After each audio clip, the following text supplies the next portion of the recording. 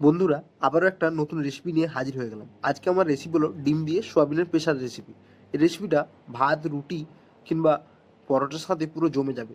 বানানো খুবই সহজ, তাহলে চলুন ভিডিওটা শেষ পর্যন্ত দেখতে থাকুন। নমস্কার বন্ধুরা, আমি কৃষ্ণভাই কিচেনে আপনার সবাইকে স্বাগত জানাই। এই রেসিপিটা বানানোর জন্য সবার প্রথমে এখানে আমি 250 গ্রাম মতো সোয়াবিন নিয়েছি। তো দেখতেই পাচ্ছেন বন্ধুরা, এটাকে আমি একটু জলে ভাপিয়ে নেব। আর এখানে নিয়েছি পেঁয়াজ, কাঁচা লঙ্কা আর রসুন আর আদা, কিছু টমেটো। এরপর গ্যাসে একটা কড়াই বসিয়ে কড়াই দিচ্ছি 1 গ্লাস মতো জল। তো এটা পানীয় জল দিয়েছি বন্ধুরা। এরপর আগে থেকে যে সোয়াবিনগুলো রেখেছিলাম সেটা এই জলের মাধ্যমে দিয়ে দেব। দিয়ে জলটা খানিকক্ষণ ধরে ফুটিয়ে নেব। এতে সোয়াবিনগুলো আমার ভিজে যাবে। তো বন্ধুরা, এভাবে 2 থেকে 3 মিনিট ধরে নাড়াচাড়া করলেই দেখতে পাবেন সোয়াবিনগুলো ফুলে ফেঁপে উঠেছে। এরপর একে একে করে একটা চামচের সাহায্যে বা হাতা দিয়ে একটা অন্য পাত্রে আমি ট্রান্সফার করে নিচ্ছি। এরপর এগুলো থেকে জল ঝরিয়ে নিয়েছি। এখানে নিয়েছি বন্ধুরা 2টো ডিম। তো এই রেসিপিটাতে অবশ্যই ডিমের ইউজ করতে হবে। তো এখানে আমি ডিমগুলো একে একে করে ফাটিয়ে নিচ্ছি বন্ধুরা।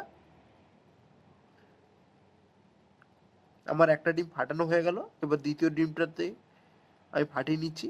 তো বন্ধুরা, আপনারা সোয়াবিনের পরিমাণ অনুযায়ী ডিমটা ইউজ করবেন। তো এরপর স্বাদ অনুযায়ী আমি এখানে লবণ অ্যাড করছি।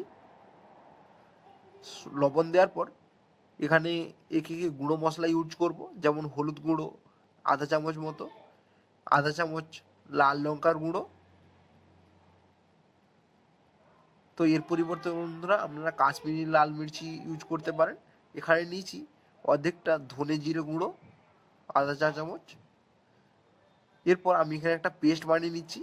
অর্ধেকটা কাঁচা পেঁয়াজ নিয়েছি, স্লাইড করে কেটে নিয়েছি, আর 5-6টা কাঁচা লঙ্কাকে দিয়ে একটা মিক্সারে পেস্ট বানিয়ে নেব। তো দেখুন বন্ধুরা, পেস্টটা আমার পুরোপুরিভাবে তৈরি হয়ে গেছে। এরপর ওই পেস্টটাকে ওই আগে থেকে সয়াবিনটা রাখার মধ্যে ওখানে আমি দিয়ে দেব।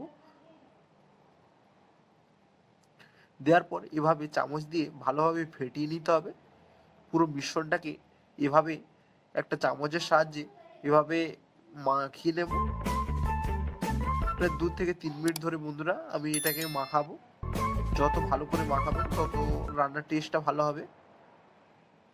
তো মাখিয়ে নেওয়ার পর আমি এখানে একটা কড়াই নিয়েছি। তো কড়াইয়ে দিচ্ছি খানিকটা সরিষার তেল। তেলটা গরম হয়ে আসলেই এরপর ওই আগে থেকে সোয়াবিনগুলো এর মধ্যে দিয়ে দেব। সোয়াবিনগুলো এই তেলের মধ্যে বন্ধুরা ভেজে নিতে হবে।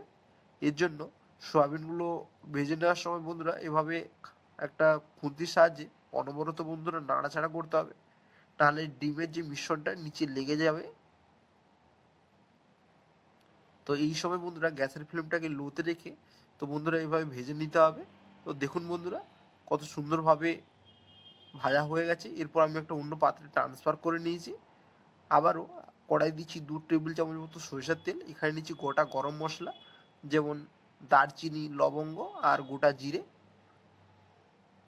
তো এগুলো থেকে সুন্দর সুগন্ধ একটা বেরিয়ে আসলেই এরপর আমি আগে থেকে কেটে রাখা একটা মিডিয়াম সাইজের পেঁয়াজ আমি এর মধ্যে দিয়ে দিচ্ছি। পেঁয়াজটাকে হালকা লালচে বাদামি করে ভেজে নিতে হবে বন্ধুরা।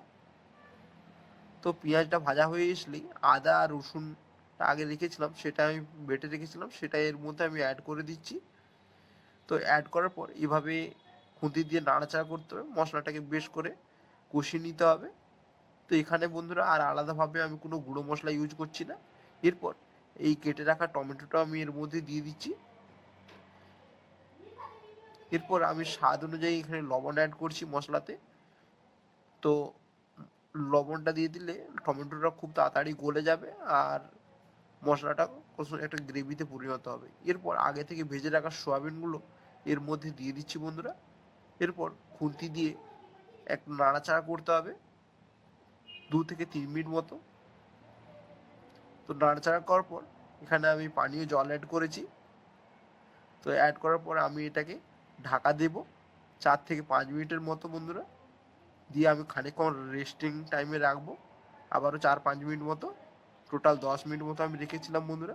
দেখতেই পাচ্ছেন আমার রেসিপিটা পুরোপুরিভাবে তৈরি হয়ে গেছে। দুপুরের গরম ভাতে কিংবা রাতের রুটি পরোটার সাথে আপনারা এটা অবশ্যই পরিবেশন করতে পারেন। আশা করি আপনাদের ভালো লেগেছে আজকের রেসিপিটা।